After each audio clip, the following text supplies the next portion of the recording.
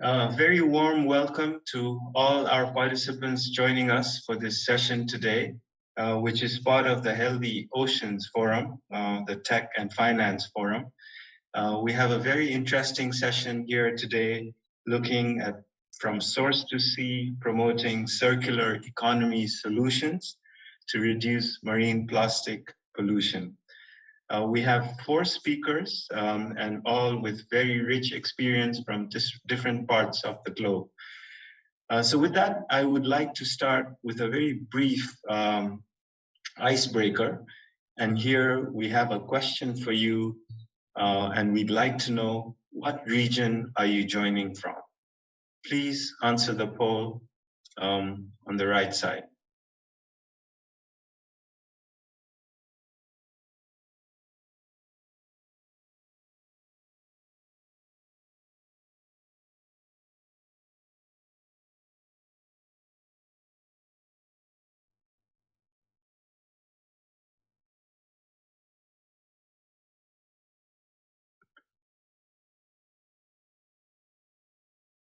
Great. We can see a lot of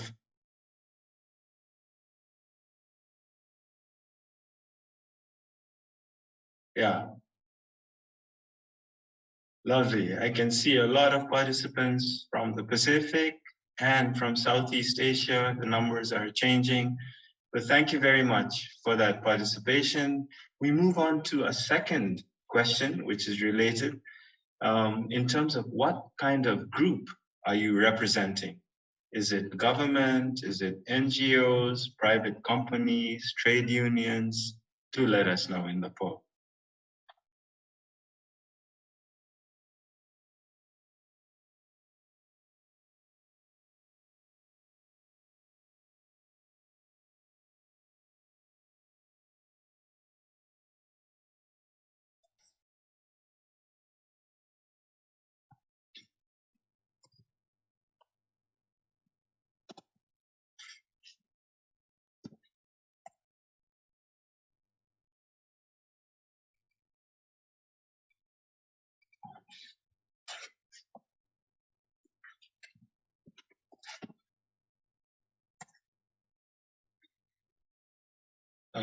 I'm trying to look at the sectors, but it's a little bit not very clear. Maybe I can get some help from the producer. I see. So we have governments and international organizations taking the lead as compared to NGOs, private companies, etc. And we have academia too. Okay, let's move on to the session itself. And here I would like to start with a brief slide. But before I get into the slide, I'd also like to introduce myself. I'm with the United Nations Environment Program, UNEP, and I'm based at UNEP headquarters in Nairobi. But I'm also the interim coordinator for the coordinating body of the East Asian Seas, COPSEA, which is an intergovernmental mechanism to promote collaboration on the East Asian Seas, which includes the source to sea and land-based pollution. With that, maybe if I can have the first slide up. So in terms of where we are as humanity, where we have focused strongly on linear aspects, to where we should aspire to move towards, to our circular economy. And as you can see in the slide, in this linear approach, where we extract resources, produce, consume, then collect, and then we dispose. So it creates a huge pressure in terms of the waste that's generated. And it's a one-way linear track. But instead, as we have in nature, everything gets recycled. So we have to get back to these nature-based solutions to look at a circular economy. And this is where I think our discussions today pick up. In terms of design, manufacture, the consumption, the collection, but then the recycling and the process to get back into the circular economy where we have the reduce, reuse, recycle, refurbish, renew. The 3 R's now to the 5 R's. So I think this puts a nice frame to our discussions as to how we move to a circular economy in terms of marine plastic pollution in focus. Let's move on now to another poll where if you can kindly match in terms of the options that are there with the different models. I hope you can see the options of IKEA, Burger King, Puma, and Patagonia. And if you can start answering those options, matching them.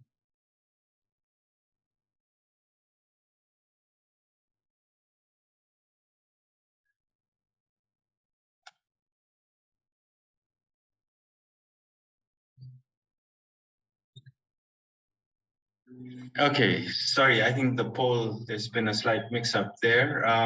Let's move on in terms of a short overview of the session today. So as I mentioned, we have four panelists who will provide different options in terms of the solutions, in terms of government policy, and in terms of finance options. The first one looks at Indonesia and a specific example from there. Then we move all the way to Mumbai and we have Blue Crow in terms of another solution provider. And then moving on with a break, with a short video from Thailand to NADA in the Philippines and government policies on enabling circular economy. And then a very practical finance example from the ADB in terms of finance. So with that, maybe I can pass the floor to the first panelist we have with us today from Jakarta, Bintang. If I can ask you to introduce yourself and then proceed with your presentation. Over to you. Thank you very much.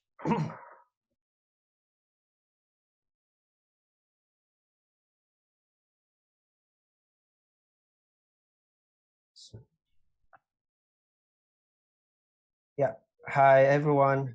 Thank you very much, Mahesh, for your introduction and brief session. So hi everyone, my name is Bintang.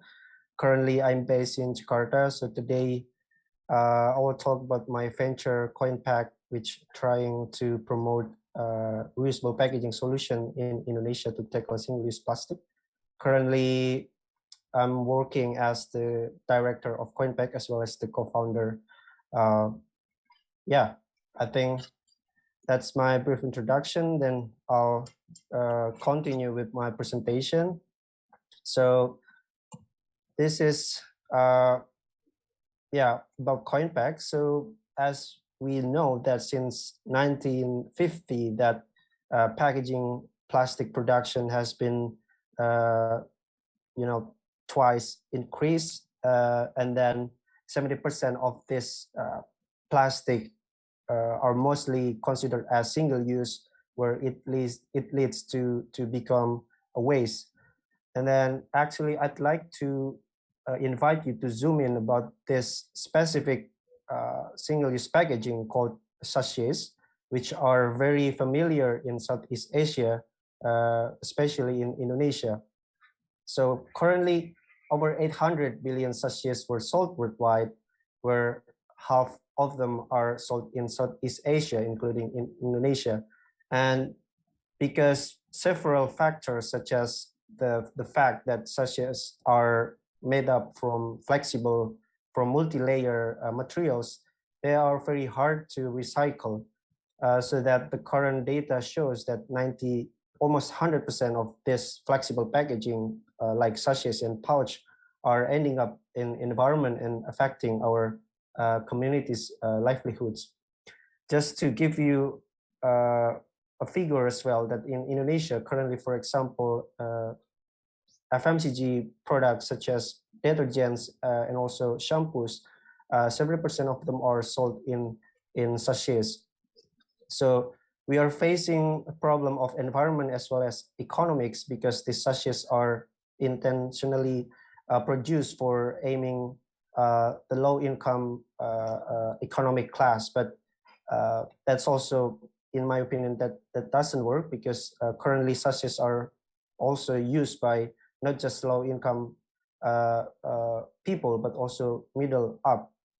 So here is CoinPack solution trying to solve this problem. So basically, CoinPack is a venture of NVU, a social startup studio based in Rotterdam. We are the first reusable and returnable packaging system based on a deposit and reward model. We deliver daily needs such as soaps, detergent, shampoo, and food without waste, which is in this sort of like reusable packaging system. How that precisely work, I'll explain briefly in this slide. So basically, we're working with corporate partners or brands to provide their products in our reusable packaging. We work with them. These brands will refill their products within our packaging, and then we will distribute this. We call it as finished goods in our packaging to several distribution points, where many of them are also community-based channels or micro entrepreneurs such as mom and pop stores, peer-to-peer networks, and so-called West Bank networks in Indonesia. Then customers can purchase those products within those sales channels, and after they finish use their products, they can return the empty packaging back to those sales channels. And then here is the role of CoinPack in setting up the reverse logistic benchmark in Indonesia. So CoinPack will collect these empty bottles and also refill them.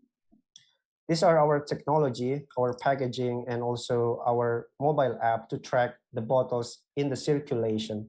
We're also having this cleaning facility to clean the bottles.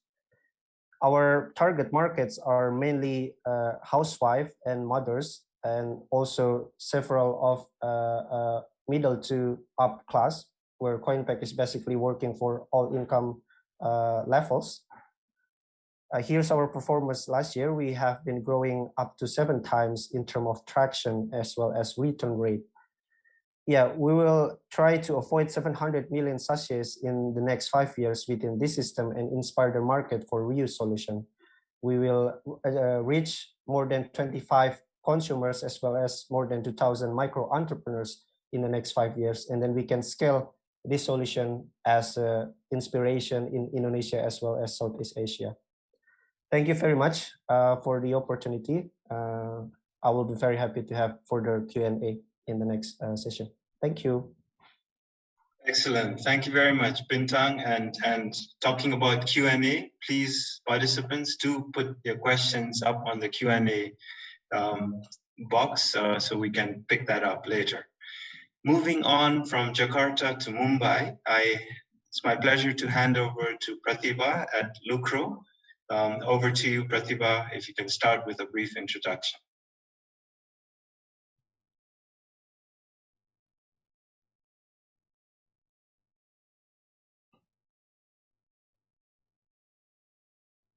Sorry, I was in a rush to get that started. So hi, I hope you can hear me now. Yes, we can hear you. Perfect. Please continue. Yeah. So hi, Bintang, that was really lovely. I think you explained the problems very nicely. So I'm Pratibha. I am the sustainability chief of Lucro Plasticycle.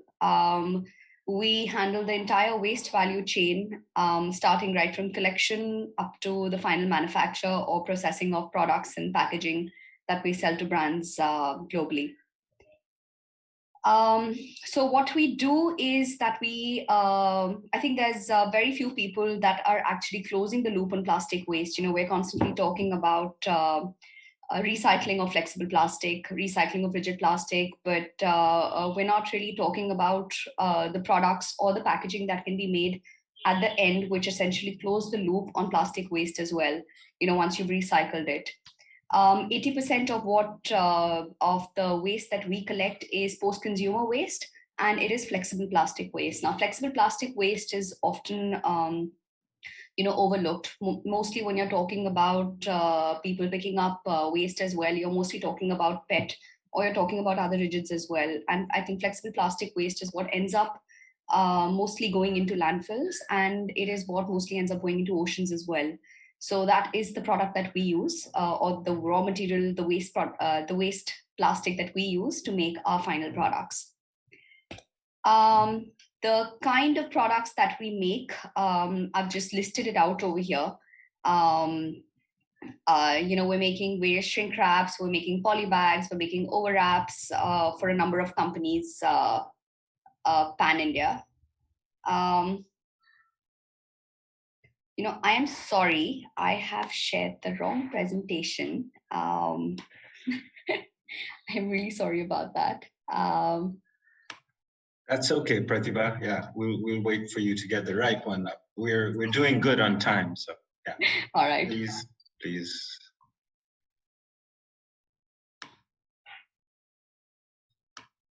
Yeah, and just to remind our participants, nearly 50 online, to please remember that we have the Q&A function. Back to you, Pratibha. Yes, sorry. So I think the part that I missed was, so how we're doing it is, like I said, we are collecting all the waste into our own collection centers. We are segregating and sorting it ourselves. We are cleaning it ourselves, recycling into granules ourselves, and then blowing into final product as well ourselves. The reason we have integrated ourselves into the entire waste value chain is to make sure that we have very good quality control as well, because that is one of the biggest complaints that any brand or any buyer would have at the end when they're looking at adoption of the final material as well. In terms of the problem that we are solving, I think since Bintan covered it really well, I am going to skip from the problem at scale that we have that plastic waste creates, and I'm going to go into the kind of demand that we see has been created by the kind of rules and regulations that have come into place recently as well, particularly in the region I'm representing, which is India.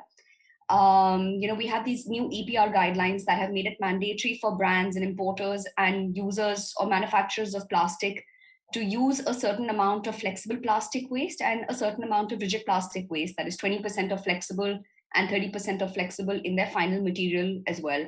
So the kind of demand that we see created is about 474,000 tons of flexible plastic waste that would be required by brands only in India, and about 783,000 tons of rigid recycled plastic only in India. So that is the kind of demand that we see being created.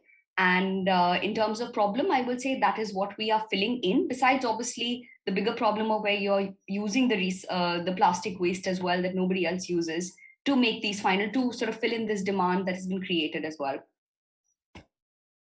Yes. Now, the problems that we have solved within our supply chain is also that about the kind of product or the kind of waste that we are using. Like I said, we're using a lot of post-consumer waste. We're using a lot of waste that would have otherwise been, would have gone into the oceans as well. And the kind of challenges that we have overcome as well is within our supply chain is, the foul odor that comes out of waste. There are obviously different kind of inks, etc., that are used. We use de-inking as well. We segregate our waste into 15 plus categories to make sure that we have the best sort of end product as well. The other problems that we have solved are in terms of traceability. We have our own blockchain-based software that tracks waste right from the time of waste pickup to the final product manufacture.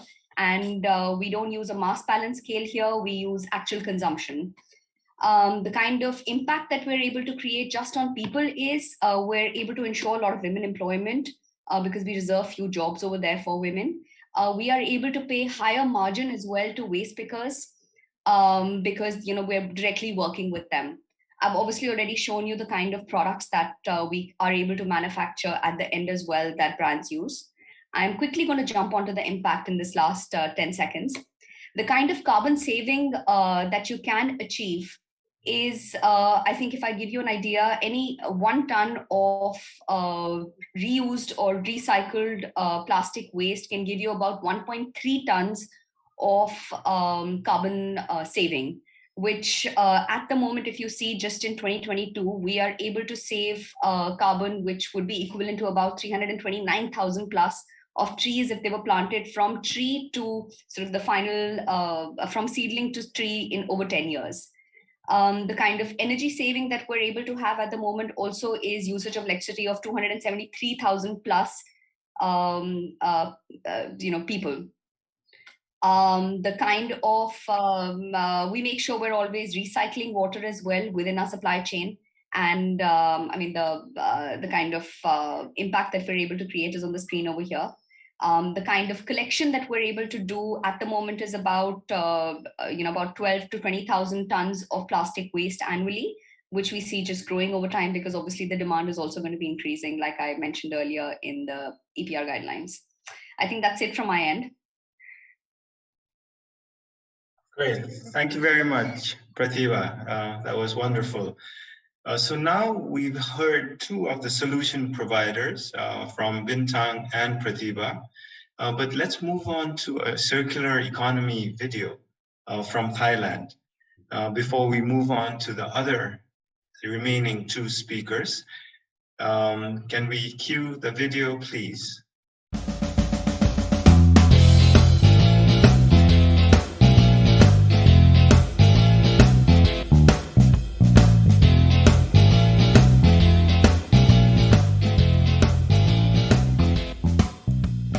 People misunderstood that if I separate it anyway, it will be dumped to the one garbage. It's not 100% true, because if you separate it better and properly, that waste can go to recycle. That waste can make value.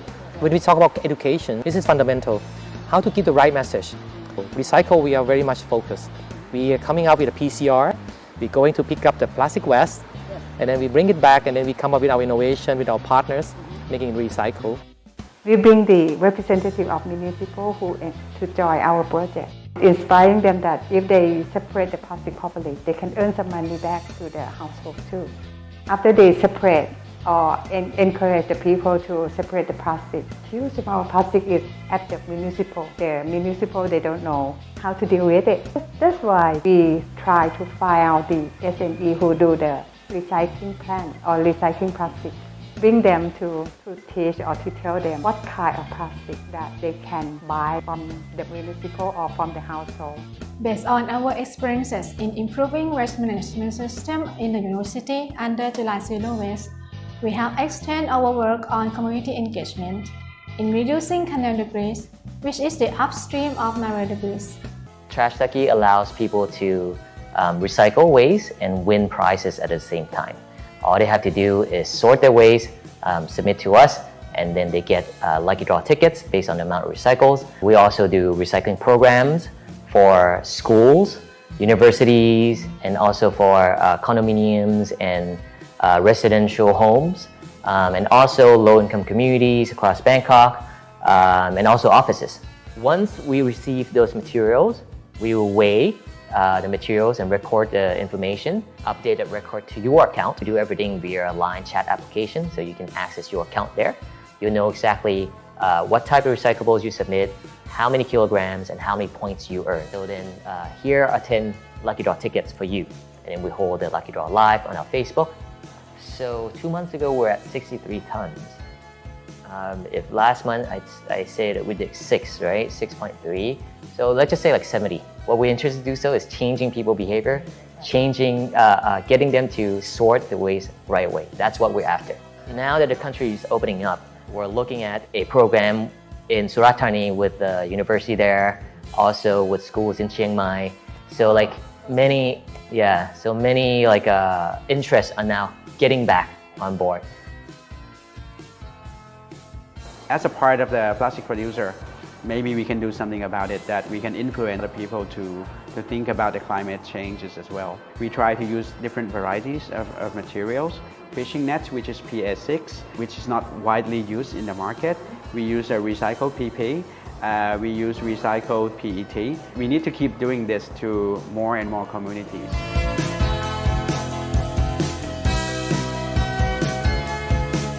we can accept diverse type of plastic waste. We can collect plastic waste both from consumers, whether they are individual consumers or organizational consumers like companies or offices. Go to Facebook, you'll find us. You can send your plastic waste to us. We have an address on there. You can mail them to us, or you can come by at our office. We focus on educating consumers on how to get plastic ready. We don't have such a good recycling system, but you clean it, you send it to the right source where they can collect it, and then they can recycle it. There are like different group of people who are trying to help. We don't really see them as competition, because I think the more people do it, and the more better for the world.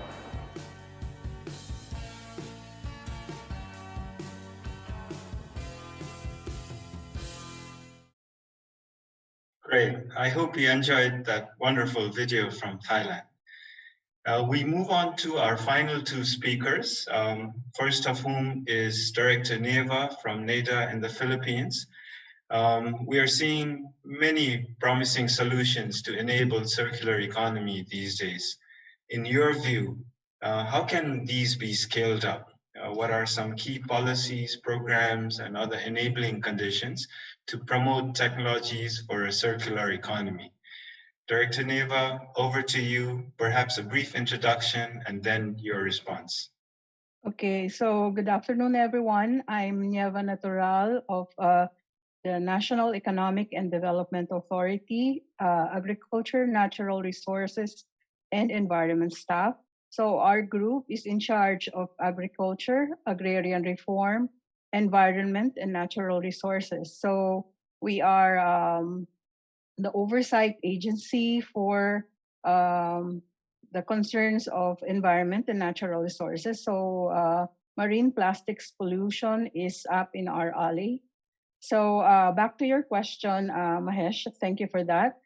The circular economy can address marine plastic litter by providing safer alternatives to plastics and by transforming plastic waste into productive inputs of industries, thus reducing waste, residuals leaking into the environment.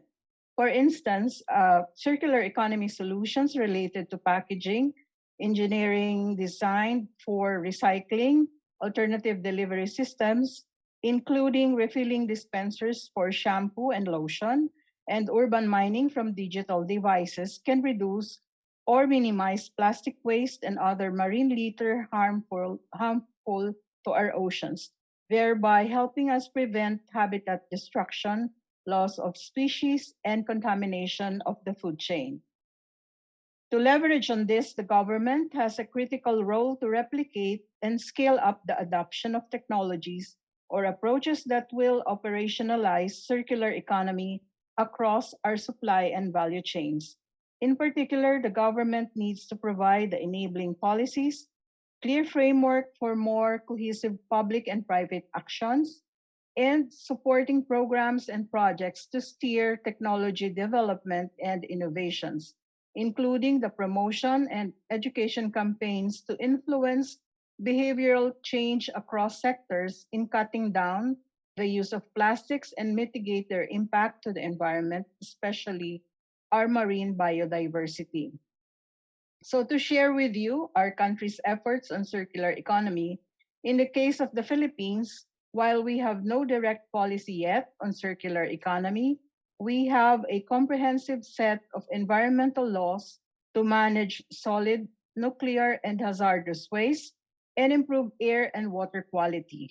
The government has also integrated sustainable consumption and production, including circular economy approaches into the country's development thrusts and priorities, as espoused in the Philippines updated Philippine Development Plan for 2017 up to 2022. We also formulated the Philippine Action Plan for Sustainable Consumption and Production in collaboration with the Asian Development Bank, which provides the guiding framework towards the transition to SCP and circular economy. and it identifies priority actions covering all sectors and levels of government over the short term, 2021 up to 2022, medium term, 2022 up to 2030, and long term, 2030 up to 2040. The action plan specifically pursues conducting more life cycle assessments of products, further strengthening waste management and recycling capacities towards zero waste, and implementing choice editing that, for example, regulating SUPs and unsustainable packaging, and choice influencing, for example, the establishment of sustainable mobility solutions, strategies, and development of green technologies to improve resource use efficiency and transform waste or residuals into other usable products. We likewise prioritize enacting policies on extended producer responsibility, electronic and food waste management, and sustainable public procurement. In fact, in our legislative branch, there are several bills filed already in this regard. Moreover, this action plan builds on and intends to strategically and programmatically scale up the existing patches of initiatives related to SCP and circular economy in the country, both from government and private sector, including, for example, the National Eco-Labeling Program, Government Energy Management Program, Sustainability Reporting for Publicly Listed Companies, and Green Public Procurement Program. In addition to the PAP for SCP, the government has also put in place other plans and frameworks to specifically address the problem of marine litter, single-use plastics, and other waste materials aligned with the principles of circular economy. So we have the National Plan of Action for the Prevention, Reduction, and Management of Marine Litter, Sustainable Science and Technology Solid Waste Management Roadmap, and the Cabinet Cluster on Climate Change Adaptation and Mitigation and Disaster Risk Reduction Resolution, adapting the principles of SCP towards regulation and phase out of single-use plastics. Based on the Philippine experience, we are moving towards circular economy to address marine litter as one of the most serious threats to the economy, to address towards circular economy to address marine litter, and as one of the most serious threats to health of our oceans and marine biodiversity. That will be all. Good afternoon, everyone. Thank you.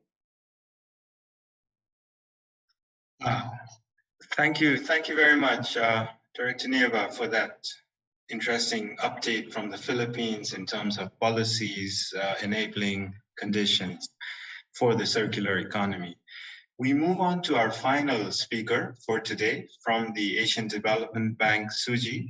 ADB has started to promote actions to reduce plastic pollution through its Healthy Oceans Action Plan. So what opportunities do you see in terms of scaling up investments for circular plastics economy solutions at the ADB? Over to you, Suji, if you can also briefly introduce yourself. Thank you very much, Mahesh. Good afternoon, everyone. My name is Shuji Hashizume, Principal Investment Specialist at the Asian Development Bank's private sector operation, in charge of private sector infrastructure opportunities in so-called Mekong region, including Thailand, Vietnam, and so on. So today I speak about this Blue Loan project for PET recycling. We partnered with a company called Indorama Ventures. So let me introduce the Indorama and what they are doing. So Indorama Ventures is one of the largest vertically integrated polyester value chain producers in the world. Here I'm trying to be accurate, but in easier words, it means one of the largest producers of PET bottles.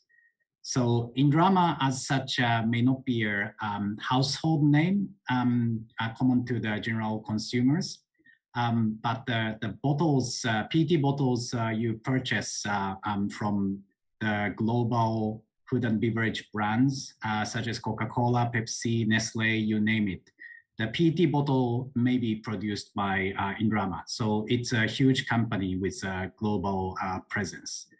Now, when we say value chain, in the past, Indrama stopped at producing PET bottles and selling them to their customers, such as Coca-Cola. But now that means also means recycling of PET. So now Indrama is a leading PET recycler in developed countries as Europe and North America. And this is also growing in emerging markets, including Asia. So what they do is they collect used bottles and they wash and chip into so-called recycled PET flake.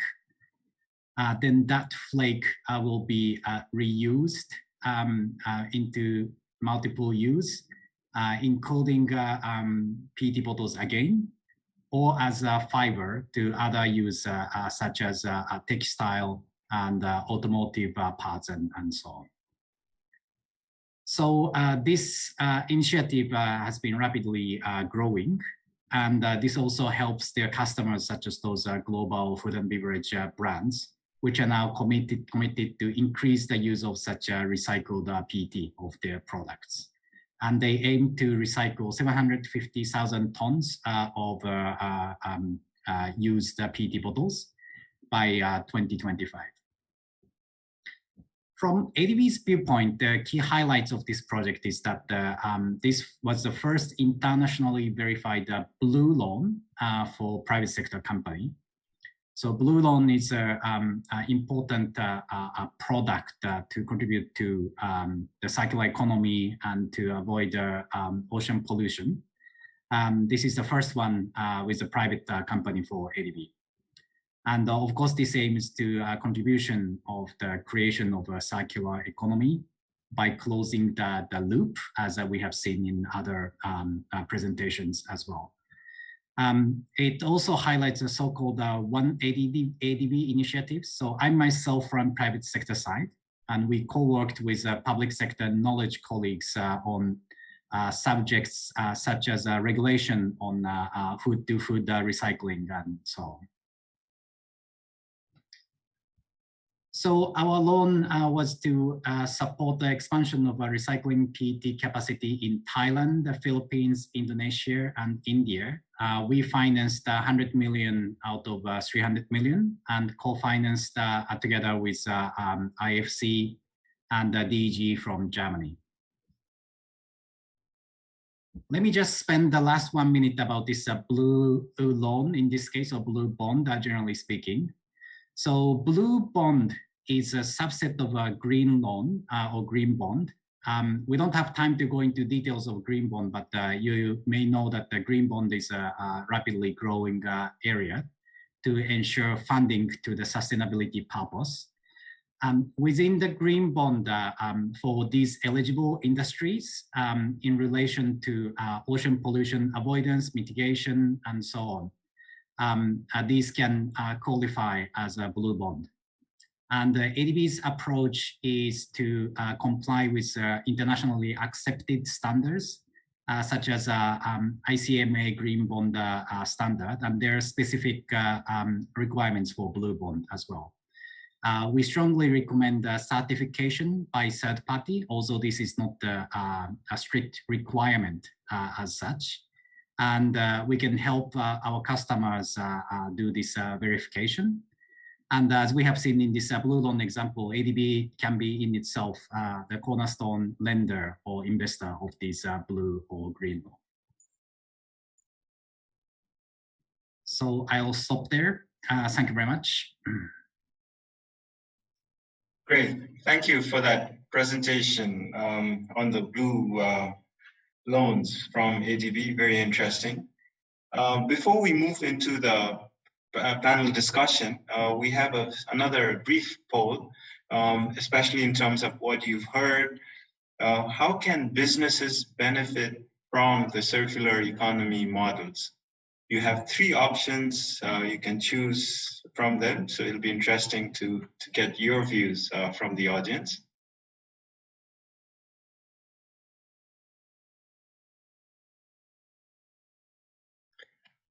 Yeah, so we have, first is it provides resource security and price stability.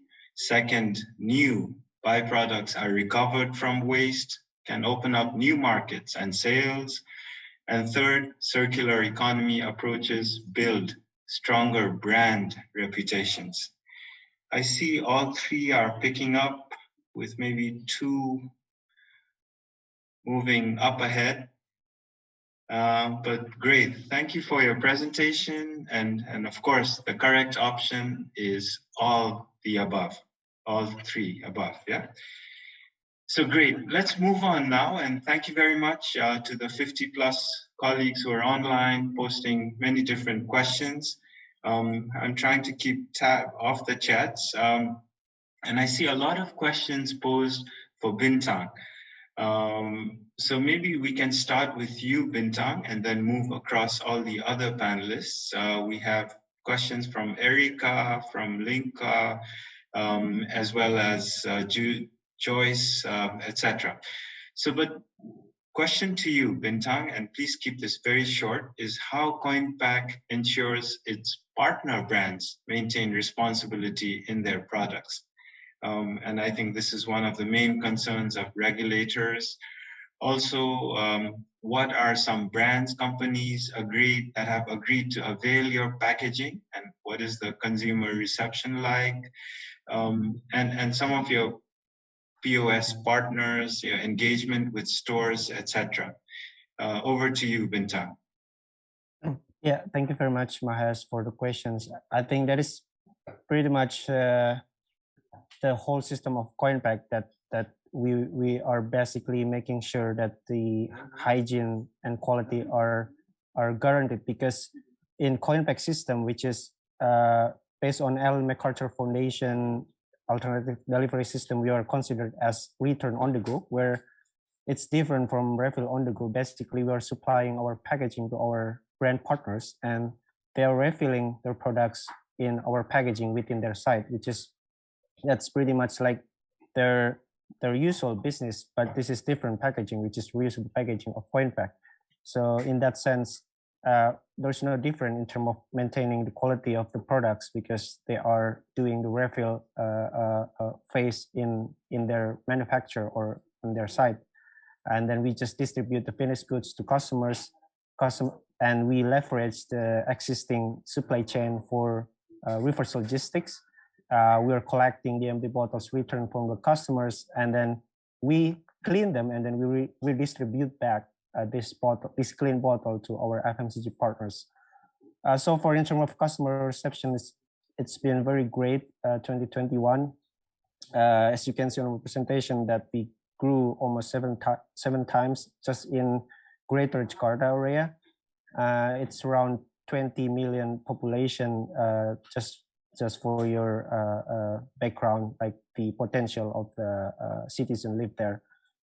So far, we're still very much in the initial phase, and then this year, we're going to scale up in terms of availability of the point of sales, so that we can reach more people starting from this year and taking off from the pilot stage to scale up stage. Great. Thanks, Bintang, for that encompassing response. Let's move on to Pratibha.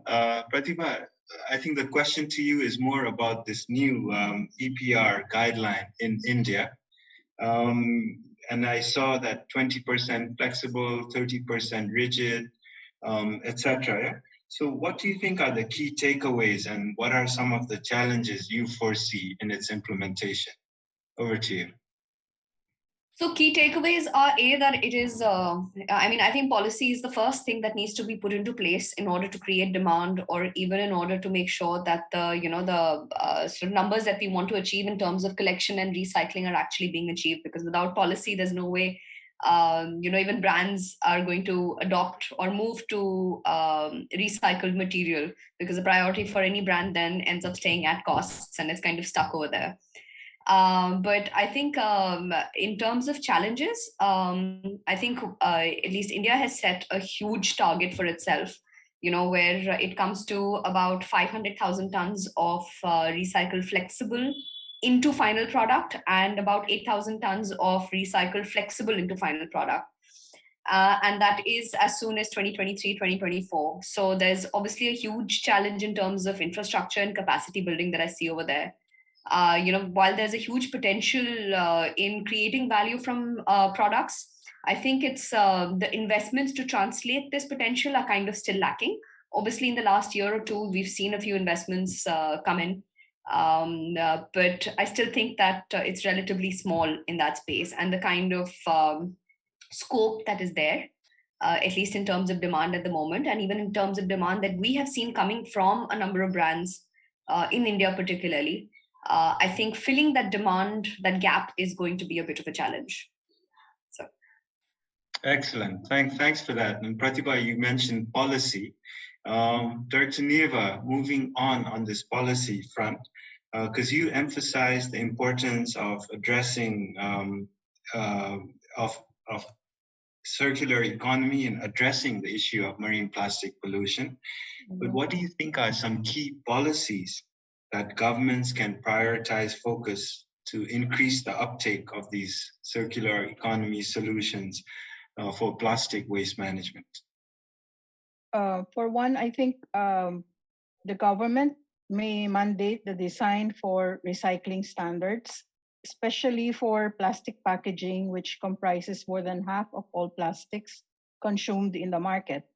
By making plastic products and/or plastic packaging more recyclable by design, the intervention can not only address waste but also unlock more revenues and economic value from recycling and upcycling. This can be done through various engineering techniques. Second, government can set recycled content targets. Government can specify recycling targets to enable increase in demand for post-consumer resin. Increased demand will result in increased prices of post-consumer plastics, which in turn will drive growth in domestic recycling market. Third is to implement the extended producer responsibility to enhance product stewardship among producers, manufacturers nationwide. That's it. Thank you. Excellent. Thanks for those suggestions. Suji, last question to you is in terms of the blue loans. Does ADB plan to do more of these blue loan projects? And if so, what are some of the challenges you foresee? Yeah, thank you, Mahesh. So we would definitely like to do more of these projects, blue loan and on PET or plastic recycling in general. I think the challenge is to find a project or client with reasonable financial sustainability, so to speak. So ADB as a developmental institution is of course not for profit, but when we extend loans to private sector companies without the government guarantee, we need adequate risk mitigation, pretty much similar to commercial banks. So we cannot lend just because this is recycling. And our blue loan with Indorama, maybe worthwhile to mention that was a general corporate loan to Indorama, meaning that the repayment of our loan is coming from Indorama's overall operation, not just from the recycling. So we can obviously rely on a company as big as Indorama, but the recycling projects or dedicated companies for recycling tend to be smaller and exposed to various type of risks. So these would be challenged to identify more of opportunities. So in that context, I fully agree with Pratibha and what Nieva has said would would also be important. We need a proper regulatory regime. We encourage private players to do more of these, but without the proper policies and encouragement in place, I don't think we can simply rely on voluntary initiatives from the private companies. Thank you. Great.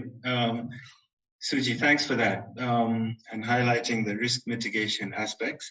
We are coming to the end of the panel, but I would like to give the panelists one more opportunity, a minute each perhaps, to highlight any issue that they feel that they would like to bring to the attention of our 70 plus colleagues online.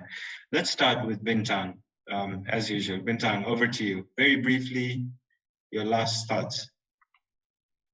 Yeah, I think preventing single-use plastic waste problem from the source is very important. So that's why CoinPack is heavily promoting this reusable and returnable packaging solution, both to brands and to communities as well as to consumers. And we have been seeing that this is very huge potential in terms of the market reception, and as well as like a lot of funding opportunities are started to get interested with this kind of new innovative solution as well. So I think the time is now for the brands to also move into this kind of new innovative business model, which is the reusable and returnable packaging solution. Thank you very much. Great. Pratibha, you had your hands up too. Over to you. I had my hands up because there was a question about how do you recycle PVC plastic that someone had posted. And I think I just wanted to quickly touch on that PVC plastic is a very delicate, so to say, product or plastic to recycle. It's very combustible and it's very carcinogenic as well. So although there are people that are recycling PVC, but what we tend to do particularly is try and, at the design aspect, I think for any recycler or plastic manufacturer, it is very important to pay a lot of attention whether the kind of product that you're making is easily recyclable or not. So what we tend to do is pay a lot of focus on the design aspect to see whether the end of life of this product is going to be part of the circular economy or not. So for PVC particularly, we try and change a lot of people to PE as well, give them PE solutions for it. So I think that was just something that caught my eye, which is why I wanted to mention it. Great. Dr. Neva, any final thoughts? Yeah, circular economy is a whole of society endeavor, so it's very important that to recognize that we need behavioral change to address the problem at source. That's it. Thank you. Excellent. And Suji, over to you. Yeah, so I myself a banker and I'm not a technical expert at all, but I understand that the PET is like the easiest type of plastic to manage and to recycle, but still a fraction of the total plastic waste. So to be honest, we started from what we can do, which is a PET that is relatively easy to recycle. But it is important to expand that into other type of plastics. And I'm very much encouraged to learn from other panelists in the session that their initiatives and business models to implement this. We would also like to explore what we can support those kind of things from the finance side. Yep, thank you. So thank you once again to all the panelists for some really insightful information on this circular economy in terms of marine plastic pollution. I was very impressed with the amount of information. I didn't know there was 855 billion single-use sachets being used, and half of which 400 billion in the Asia-Pacific region. Huge statistics, but again, and with Bintang's very impressive 7-time increase, I think, and I saw the chart, November, December was just going off the roof. So with CoinPack, very interesting efforts there. And with Lucro and this waste value, the entire value chain approach. It was very interesting, and especially with these new EPR guidelines and looking at closing the loop, I think was highlighted in this, including some of the very interesting figures, the carbon savings at the end, 1 ton giving 1.3 tons of carbon, and the statistics there, very, very impressive. With Director Neva and the Philippines, we had very interesting updates on some of the new policies and the enabling changes, the new action plan, the production and consumption action plan, the sustainable consumption, the circular economy. I think the Philippines is moving ahead on some very important aspects, and the government is playing a very critical role. And I like the part where you also highlighted education, behavioral change as some key aspects that we need to address in terms of moving towards this circular economy solutions. Suji, finally from you, very interesting, fresh perspective of finance, because we're often caught up in the technical solutions. And with Indorama, I didn't know they were one of the biggest PET recyclers in Europe and North America too.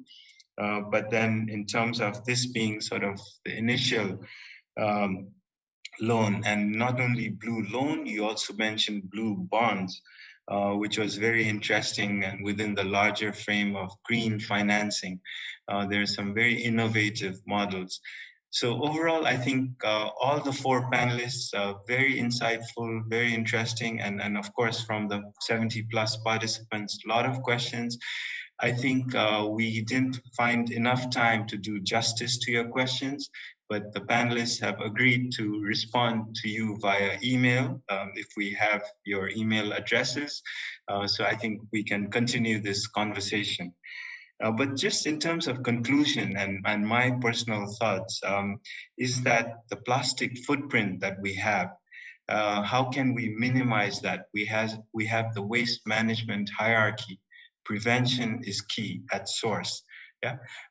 So how are these things sort of thought about? How do we move towards a circular economy in terms of marine plastic pollution?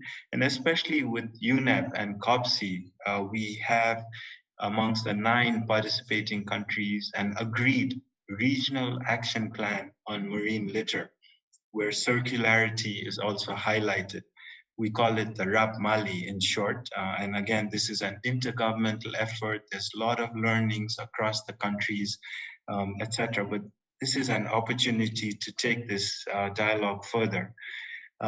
Closer to home here in Nairobi in UNEP, next month is very interesting for us because we will have the 5th session of the United Nations Environment Assembly, UNEA in short.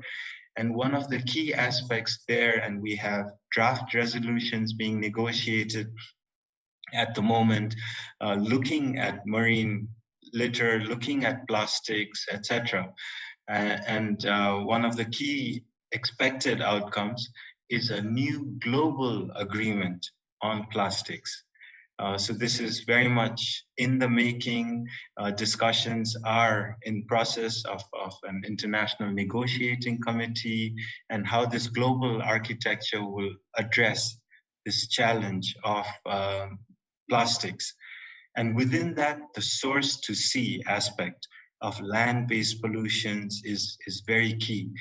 We also have the Global Partnership on Marine Litter, the GPML, which has been driving this a lot, with some key global assessments launched recently.